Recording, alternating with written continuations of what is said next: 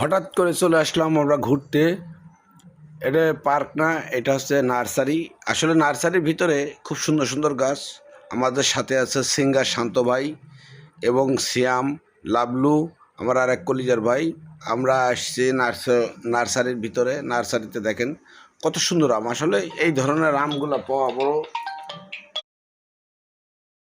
বসত বাড়ির আশেপাশে সবসময় এইভাবে গাছ লাগানো আমাদের উচিত, কারণ গাছ খুব পরিবেশ ভালো রাখে, শরীর স্বাস্থ্য ভালো রাখে।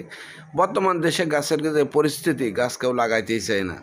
আসলেই 100-150 টাকা দিয়ে একটা চারা কিনে লাগাইলে অবশ্যই আমাদের বসত বাড়ির আশেপাশে কিন্তু খুব সুন্দর হয়।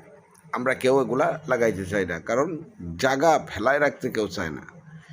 জায়গাটা যে কাজে লাগাবে কেউ রাখতে চায় না। আসলে দেখেন কত সুন্দর সুন্দর গাছ। গাছগুলো খুব ভালো লাগলো আমাদের শান্ত ভাই।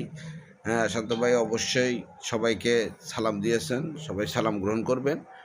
এবং এই যে এটা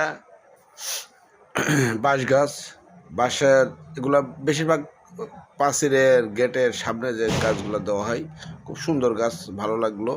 আবার সামনে দেখেন সবসময় ভাবে আমি ভালো লাগে, আমরা ঘুরি। এটা হলো কলা গাছ, এটা হলো পাতাবাহারি কলা গাছ, সুন্দর। এটা সাগর কলা বলেই দেশের বিভিন্ন স্থানে সুন্দর জায়গায় লাগানো হয়। আবার এটা পাতাবাহারি। এই ধরনের আম গাছ, জাম গাছ, বিভিন্ন ধরনের কর্মচা গাছ, লেবু গাছ, লিচু গাছ, এ ধরনের বহুত প্রকারের গাছ আছে, যে গাছগুলো আমাদের বসতবাড়ির আশেপাশে লাগানো উচিত। এটা হচ্ছে